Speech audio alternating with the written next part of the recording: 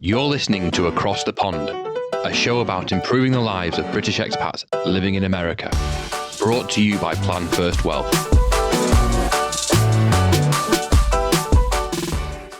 All right. This is a bugger. Technical term, this one. Mm-hmm. Okay, so Social Security, US Social Security, Windfall Elimination Provision. Dear listeners, for the first time I've actually got paper in front of me. If you hear rustling, it's because I am referring to my notes. This is a big one. It's pretty dull. There are particular specialized companies which do Social Security advice only, don't they? Yeah. We're trying to tackle a complex beast here today.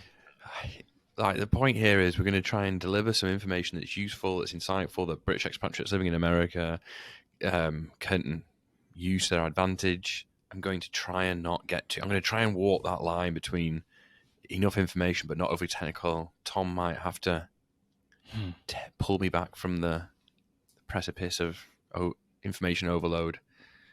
I'll try my best. We'll just do our best. Yeah, okay.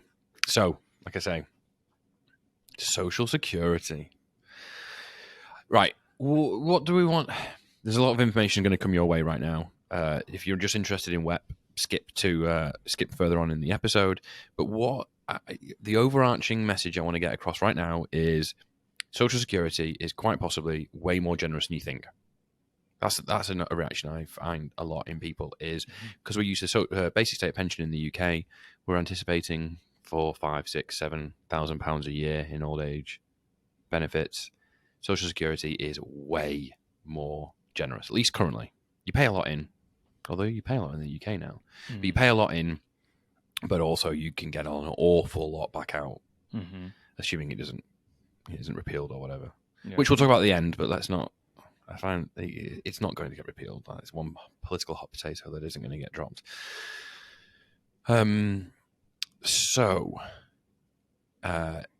it's way more generous than you think, and we're going to talk about how and why and all that good stuff. So there's three parts to Social Security. There's retirement benefits, there's disability benefits, and there's survivors benefits. There's also your Medicare entitlement is based on your Social Security build-up, which I'll talk about. But this blog, podcast, video is all about the retirement aspect of it, not disability, not survivors. And Medicare is going to be dealt with in another blog, another podcast, because Medicare is super important. But this here is about retirement benefits. So, much like the UK state pension, people working in the US build up an entitlement to Social Security retirement benefits from taxes paid on their wages, paid by them and paid by their employer. Very, very similar. Okay. There you go. There's the paper. We're just getting started. From a retirement age, what's known as the full retirement age in the US, FRA. Remember that, because I'm probably going to be lobbing that one around a lot. The FRA, which is essentially right now, for our intents and purposes, 67. The full retirement age in the US is 67. If you're born before 1960, it might be a bit younger, but only a little bit. But for everyone born after 1960, it's currently 67. Doesn't mean I'm sure that will get older in the future, but currently it's 67. And that means that from age 67, that's your full retirement age, and that's when you can receive your full benefits. Now this is where it differs from the UK substantially, you can take benefits earlier than age 67. You can take them from age 62, but you will suffer a permanent discount because you're going to be receiving them longer. So to compensate for that, there is a discount applied up to 25%. But again, we'll talk about that in the future in a bit. So you can take it from age 62 if you're willing to suffer the discount, or you can delay to age 70, and you'll get pretty substantial increase in Social Security benefits. Now you can delay post 70, but I don't believe there's any benefits, so I don't think you build up any additional benefits, so I don't think that's to be recommended. Is 67 just like an arbitrary number then? Because if it goes down if you access it earlier and it goes up if you access it later, why is 67 even a number? If you can access it from 62, but if you leave it, it's more in 63, more at 64, more at 65, more at 66. It just keeps going up. Yeah, but the idea would be if someone dies at, I don't know, let's say someone dies at 80, and there will be a number. There will be a number where there was winners and losers. So if someone starts taking it at 62 and lives to 100, they'd probably be better off at taking it at age 70. Because they've had 30 years paying the higher amount. If someone starts taking it at 62 and lives to 65, well, obviously they were better taking it at 62. There'll be an age somewhere where the Social Security win. There'll be an age somewhere where the retiree wins, and it'll be based on life expectancy and actual how long someone lives. So these things are always a gamble on when you're going to die, and we don't know that. Okay, so you need 10. This is critical. You need 10 years worth of contributions to qualify. And I say 10 years. That's actually wrong.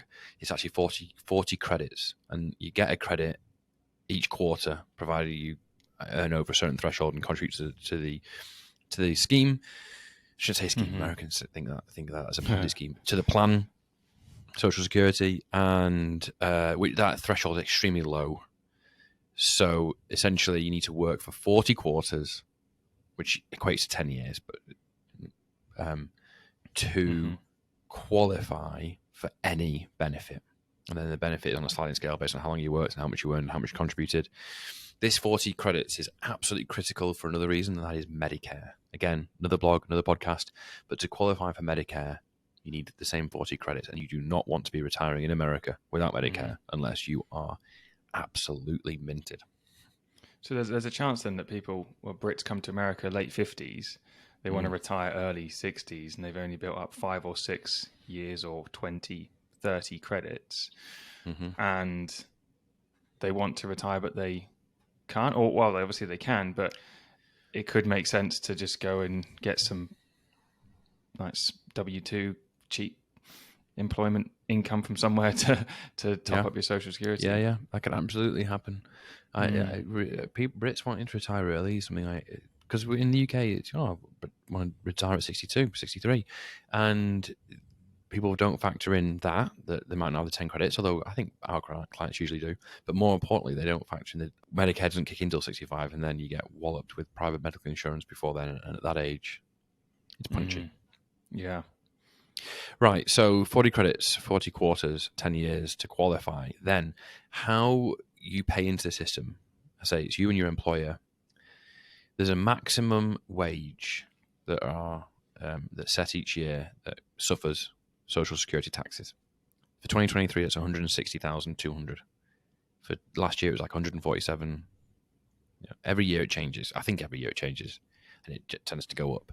So every year, the amount of your wages that are going to be subject to Social Security tax, there's a limit on it, but it increases. It's currently, this year, 2023, it's 160 grand basically. You, the employee, pay 6.2% on wages up to that level. Your employer pays another 6.2. In total, 12.4, but you, the employer, are on the hook for 6.2. There's also a Medicare tax. You pay 1.45. Your employer pays 1.45. So that's your contributions to Medicare then. That's why you need to That's why you need to have that 40 quarters, because you're actually separately paying into Medicare. Is that the right way there's no. I guess so. Yeah, there's no limit on the Medicare. So you make $1 million a year.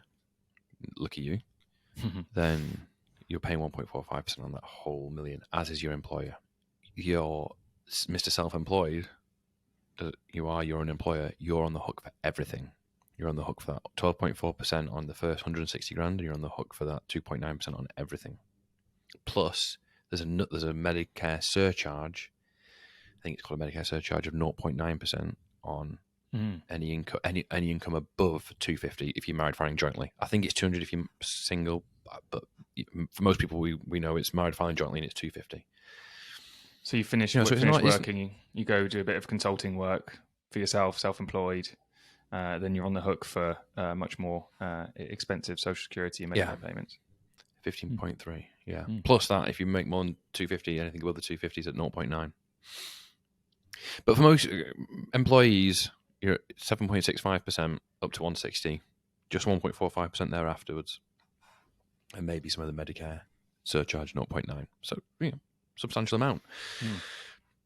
And this, you're paying into this the plan, Social Security plan, and then your final income entitlement. This is going to get a bit technical, so I'll try and make it relatable, understandable.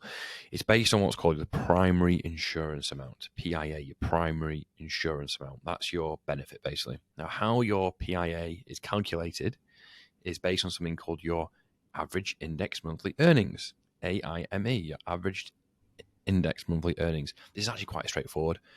They simply take your 35 highest paid years, which by highest paid is kind of it's up to that one. It's when you hit the maximum, right? It doesn't matter if you made $1 million because you're already paying on it's 160 grand in that basis. They take assuming you hit the maximum each year, they take your highest earning years, and they divide by 420. 420 is 35 years times 12 months. I mean, it's that simple. They index it for inflation. I'm not going to go into that now because that's going to make it more complicated. But the point is, they take your highest years, they divide by 420, and that gives them, with factoring in inflation, that gives them your average indexed monthly earnings, which is not actually that complicated when you think about it. Mm-hmm. Okay, and then up to the cap, up to that 160 grand divided by 12, up to that cap, you get back a percentage. So on a different slice gets a higher percentage. So the first, let me look at this. The first $1,115, you get 90% of that. Okay. Yeah, you with me? Yeah, no, I'm losing it, but yes, I'm with you. Well, right. Let's say you've taken your highest earning years and you divide it by 420, and you've got 10 grand a month, right? Mm-hmm. So your index monthly earnings were 10 grand a month. You averaged throughout your career this 10 grand a month, adjusted for inflation. They're not going to give you 10 grand a month in Social Security benefits, right? But what they're going to do is they're going to slice that 10 grand up. So the first 1,115 grand you're going to get 90% of that back in retirement benefits. Right. The next slice, 1,116 to 6,721, you're going to get back 32%.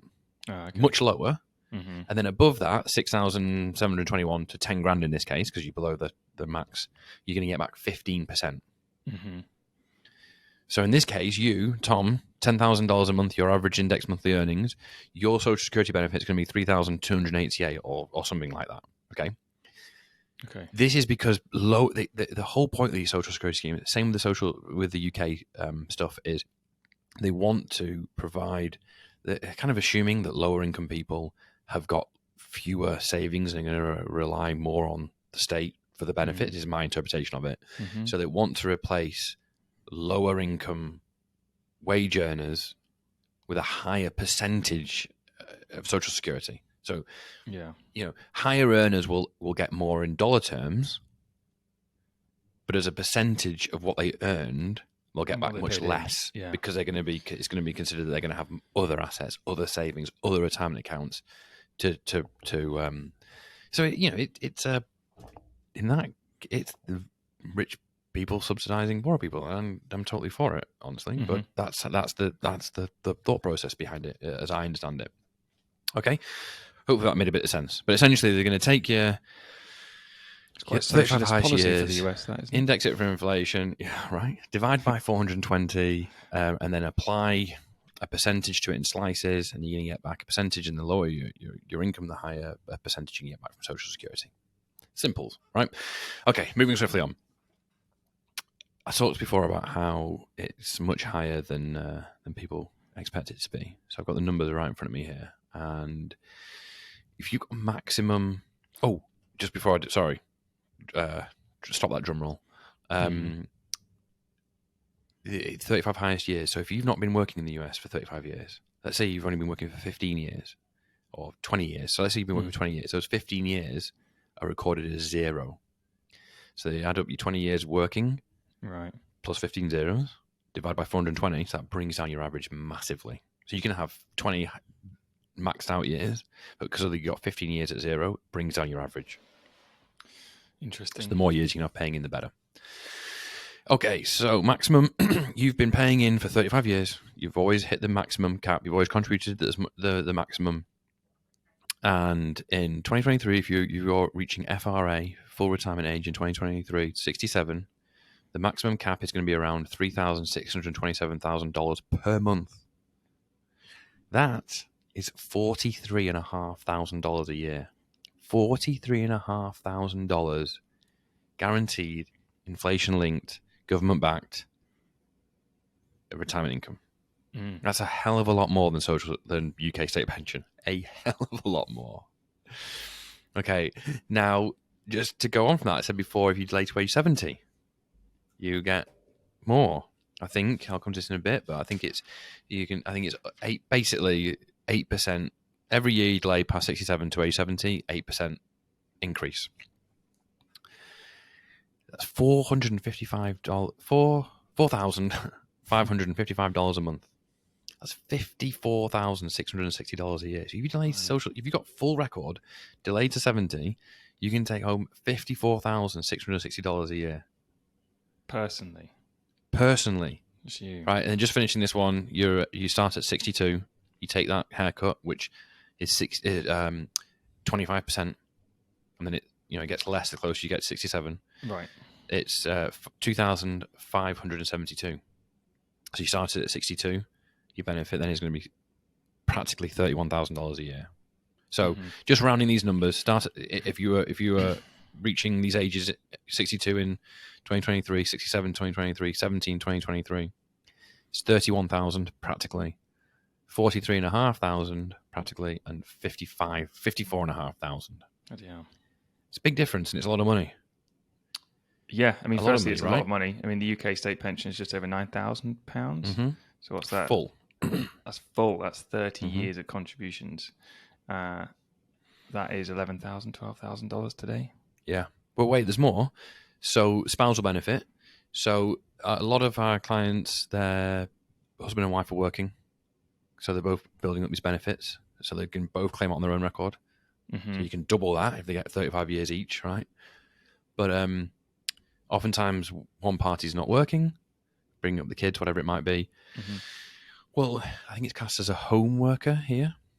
And you can claim based on your spouse's record. So if it's the husband's working and the wife hasn't, she's been raised in the family, she can claim based on the husband's record, and other way around as well. The wife's a main breadwinner and the husband's not working and raising the family or whatever.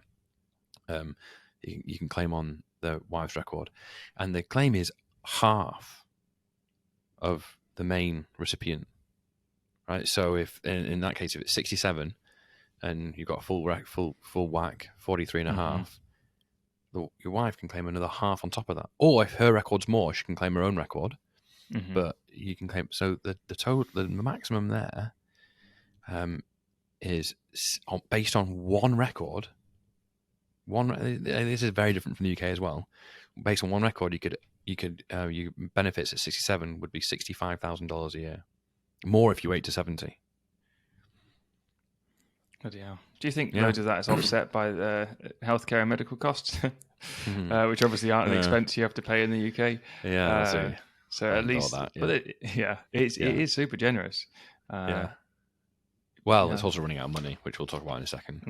But yeah, you $65,000 on one record. And to your point, in the UK, husband and wife can both earn, generate £9,000 a year. But you've both got to have it. It's based on your own record. There's none of this like, you're one party in the relationship's got a bit full record, you can get half. That's not how it works. Yeah, you can top up your UK state pension though. Yeah, which is you can't top up your social security pension, can you? I don't think so. Not that we know of. No. Okay, well, hopefully that makes sense. It's not too complicated, and that we've got the message across that this is probably more generous than you think. Probably, this surprises a lot of people in my experience when we unveil the numbers in our software. Like, oh, that's nice. Do you know what I sometimes see is clients sending through a social security statement, and the Social Security assume that you're going to continue to work, until Yeah. full retirement age. So Yeah. just to be careful that when you use Yeah. those numbers, let's say you pull it at 62, they'll give you like, oh, it's $3,500 a month. That's Yeah. actually not right. You have to be working Totally. full time Yeah. until age 67. It's probably actually nearer 3,000 or whatever that. Totally. We use a piece of software, what Martha does, where you plug that in and it gives us the numbers that we actually use based on when we know they're going to stop working. UK does the same thing, by the way. When you go on the forecaster in UK, the first number that pops up is like, oh, really? Yeah. But then you have to look down and say like that. No, that's based if you carry on contributing to 67. Based on your current record, it's actually, there's a much smaller number. Yeah. That catches people out all the time. Mm-hmm. Yeah, I agree. Okie dokie. All right, spousal benefits. I've just talked about that, but a couple of things. There we go. The paper again. I want you to know is, you, as in the spouse receiving the benefit, must be 62 to receive the spousal benefit, and the primary spouse must be filing first. So what that means is, what the primary spouse starts claiming benefits, but the spouse who's going to claim on those benefits as a 50% is only 58. You can't. Okay, you've got to be 62. Right, okay. Or the spouse reaches 62, but your partner who's got the main record hasn't yet started drawing benefits, starting claiming benefits. You can't either. So you've got to be 62, and the primary spouse, the primary person with a social security record, has got to be claiming benefits. Yep. Okay. Taking early or delaying, I've talked about that. You can take from 62, but you're going to suffer a 25% permanent haircut. And every year close to 67, that haircut will get lower and lower. You can delay till 70, and I think you get about an 8% each year increase. And it's down to how long you're going to live. Yeah, we don't know the answer to that. Yeah, so, yeah. If you're in good that's the health, game. though, if you're in good health and you've got other assets to fall back on, it can make sense to delay it, can't it? It's guaranteed. It's nice to have that. It's nice to lock that in at a high rate, just for peace of mind.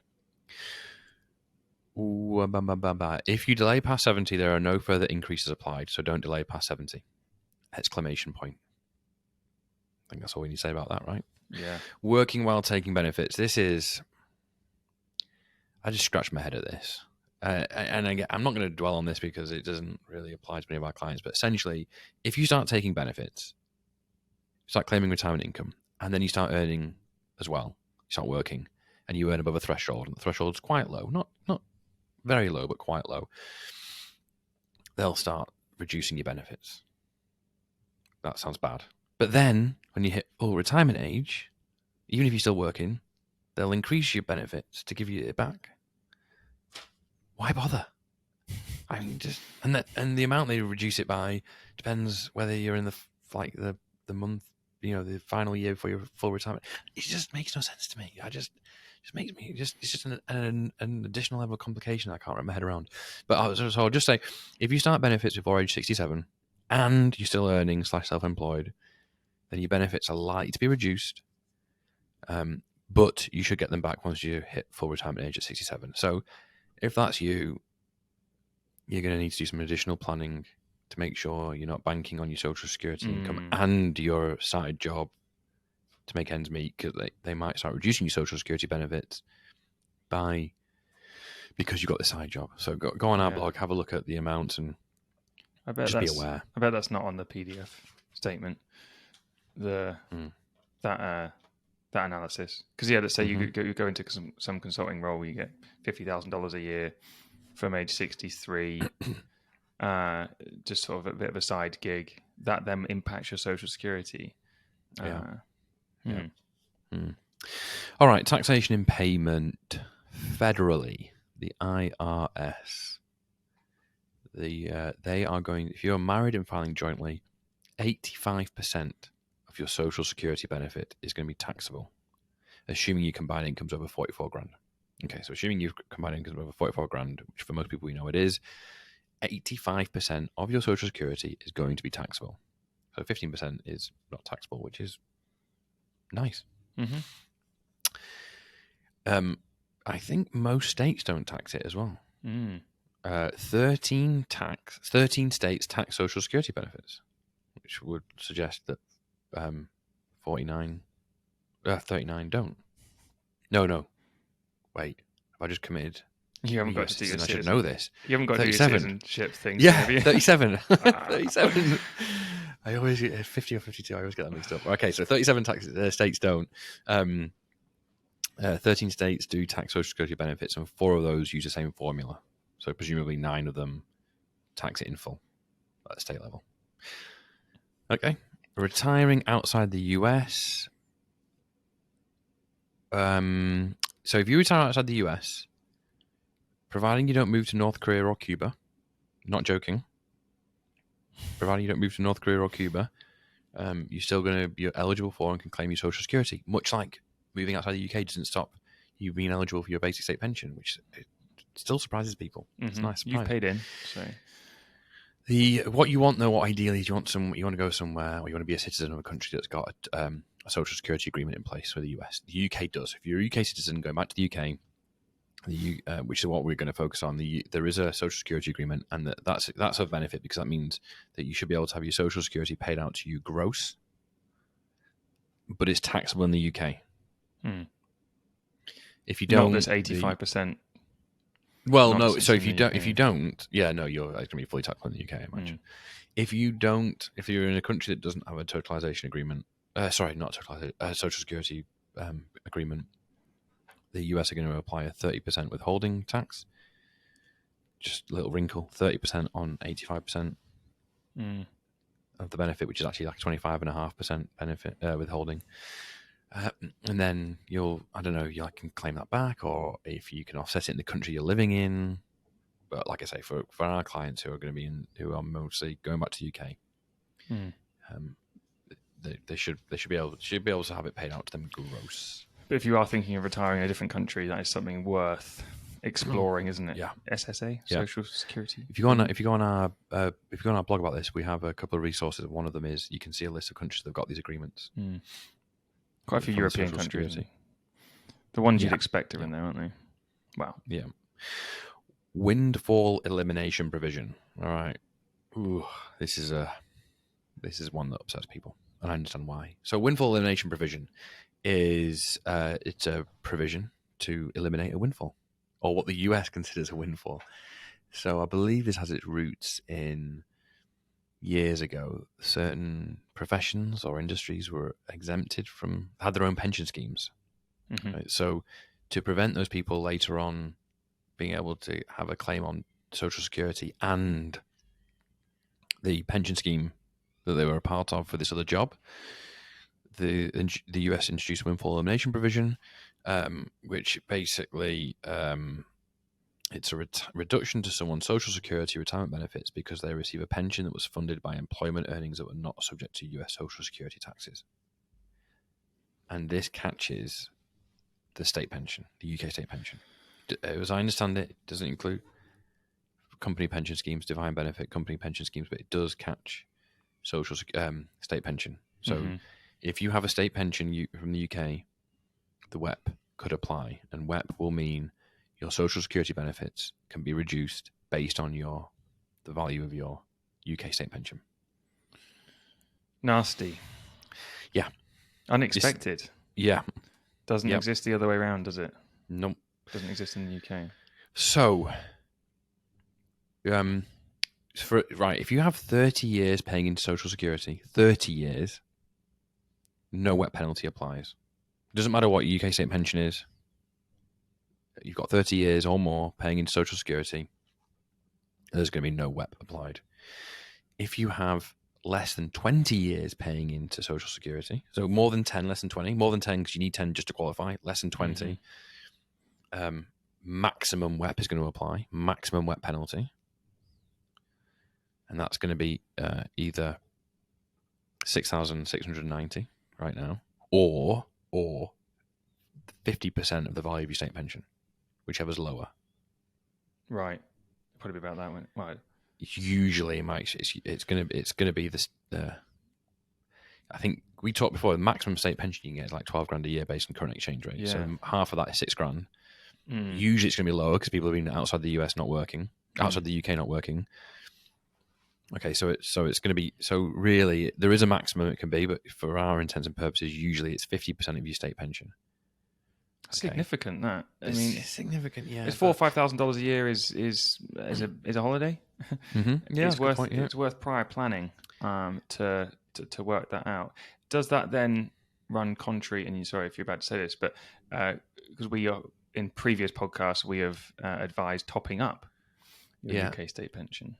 Well, let me just finish this, and then I can just touch on that. So, so that's maximum work's going to apply at 20 years. Between 20 and 30, there's a sliding scale. So the closer you get to 30 years, the less the WEP penalty is going to be. So if you think about it, it's going to be, for most people, the maximum it's going to be is half your state pension entitlement, UK state pension entitlement. If you have more than 30 years, it's going to be nothing. And if it's the closer you are to 30 years, the less it's going to be. Okay. There are calculators available. You can go on. We can do that. You can do that. But just as a rule of thumb. So to your point, I still think paying into state pension, I think we did talk about this in our last podcast, I still think it's worth it. Because the cost of, well, first of all, assuming you already qualify for a state pension, the most you're going to lose from WEP is half of it. So why wouldn't, you'd be crazy not to claim it to lose half of it. Yeah. If someone offered me, if my entitlement was $6,000 a year from the state pension, and I could either not take it or receive $3,000, I'll receive $3,000, thanks. Yeah. Some people do ask that though. I do see that. Yeah. Posted out on forums. Like, should I just not get my UK state pension then? But then the question that's more relevant is, should I top up? And I tend to think you should. Again, it's life expectancy gamble, but the economics of paying into the state pension are such that, yes, you have to live longer to be in the money, but not that much longer. So go back to our other podcasts on blog if you want to know more about that. But I still think it's still worth it. And of course, the closer you get to that 30-year line in the sand, the better, the lower it's going to be. Whew, all right. Oh, one thing, we're getting nearing the end now. One thing to bear in mind with this, though, is the exchange rate. So let's say you're entitled to £5,000 a year from the UK. A few years ago, it's getting farther and farther away, but a few years ago, the exchange rate was $2 to the pound. That was worth $10,000 a year. Right now, 1.2, it's worth $6,000 a year. So the WEP penalty that applies is going to be substantially different. The pounds you're going to receive is the same. Okay. But your WEP penalty is going to be higher. Right. Now, I used to think that was locked in stone, but apparently I've heard anecdotally that you can actually go back to the Social Security. So the Social Security sends you a form, I think it's called SSA 308, and they ask you about other income, such as your state pension, and you have to declare it, obviously, and then they apply WEP. I believe if the exchange rate changes substantially, you could go back to them and say, guys, please will you recalculate this based on the fact that I'm not getting $10,000 a year now in dollars, I'm getting $6,000, and hopefully they will. You can reduce WEP penalty. I've never actually done that myself or heard it. I've just heard of that anecdotally, so fingers crossed. But that works quite well in people's favour today, though, doesn't it? Yes. So anyone who being lower, you're going to have exactly. So anyone whose WEP was locked in 2008, right, when it was 2-1, maybe if you're listening to this, take a look and see if you can reduce your WEP penalty. Yeah, and if the exchange rate gets better, maybe see if the government comes to you. Yeah, and finally, anyone who's got Social Security form will see somewhere on it, I can't remember if it's at the bottom or the right hand side, it says Social Security is projected to run out of money in the year 2030 something. And people will say to me, like, does this mean it's going to go away? And I think, first of all, I think people need to realize that there is a Social Security pot, right? And that money makes up any shortfall, but millions of dollars, billions of dollars are received every year by the government in the taxes we mentioned before. And they pay out, money comes in and money gets paid out, and any shortfalls is paid from the plan. The plan's getting depleted, right? So Social Security is not going to go away. Worst case scenario, I would expect that reductions are made. And what I really mean by that is the FRA, the retirement age, is pushed out. That's what we're seeing all over the world. I mean, So I think that's a likely scenario. Yes, benefits could fall. I think that's more politically difficult, so less likely, but it might come to that. But will it go away at all? I could just, too many people rely on it. It's just not going to happen, I don't think. Well, they want to keep their citizens with dollars in their pocket to keep the economic engine turning. The last thing they want to do is stop paying retirees $50,000-$60,000 a year across their household, because that's $56,000 a year less in the economic machine. I think the 50-60 grand a year people are the ones that are less worried about. I think it's the ones who are getting 10-20 grand a year who without it would be destitute. I think the ones earning 50-60 grand, they're the ones more at risk. So for the wealthier clients, yeah, you might want to do some planning. You might want to do what if it reduces by 25%? Again, once it's locked in, it's hard for me to imagine the government could just... It's more of a risk for, I think, younger people who have got decades paying into the system. Like, will it still be 67 and 55 grand a year in future terms, in today's terms, sorry, when we get to 67? Nah, probably not. But if you're 65 or 60 and you're about to start claiming benefits and you lock that in, I struggle to see the US reducing for existing payment. I would just, people plan their lives, plan their retirements. It would just It'd be a political destroy some. Yeah. All right. Wow. Whew. There we go. Social Security. Absolutely dull as a dishcloth. Quite complicated. But the good news is it's probably much higher than you thought. So hopefully you come away from this, you tolerated the material for the outcome. Yeah, worth getting your head around, because the result is, finding out you get a bit more cash than you do from the UK. A bit more cash. Yeah. Cash money. Yeah, to spend on healthcare costs. With if you're a high earner, you can do 35 years and you back pay into and you max out your state pension by back paying, you can build up a significant guaranteed state provided guaranteed income that's going to increase with inflation. You've got, just imagine both spouses work 35 years in the US, max out their social security. That's 80 grand plus, plus another 10, 12 grand from the UK. No WEP applies because you've done more than 30 years in the US. You're not, and if you delay to 70, you're touching 100 grand a year in today's terms. Government provided, inflation linked. That is not too shabby. That is a nice floor. Yeah, that is a nice foundation for most people's retirement plans. It is, yeah. And then move to Florida and they won't tax you on any of that either. The state won't tax you on that. Yeah. Well, yeah. They will on their UK Be careful pension. where you move to. Yeah. Be careful. Right. All right. Jolly good. Good. So, Medicare next. Medicare next, okay. If anyone's got any questions, then by all means, you can come find us in our Plan First Wealth Hub, which is our Facebook group, our community of Brits in the US, where we post 4 or 5 times a week, topics, conversations, challenges, opportunities that Brits in America face. So come join us in there. You can find the link on our website, and continue to tune in and listen to these podcasts. We do a live Q&A every month where we pick a topic and we'll talk about it, and you can come and ask questions about that topic or anything else. So if you've got questions, queries, concerns, worries, join and interrogate us. Great. Until then, we'll see you on the next episode and in the Facebook group. Thanks for listening to this episode of Across the Pond. This podcast is brought to you by Plan First Wealth. For more information about Plan First Wealth and Across the Pond, visit us at planfirstwealth.com. If you like this episode, consider sharing it with fellow Brits across the US. You can subscribe to future episodes in Apple Podcasts, Spotify, or wherever you listen to your podcasts. The information in this podcast is educational and general in nature and does not take into consideration the listener's personal circumstances. Therefore, it is not intended to be a substitute for specific, individualized financial, legal, or tax advice. To To determine which strategies or investments may be suitable for you, consult the appropriate qualified professional prior to making a final decision.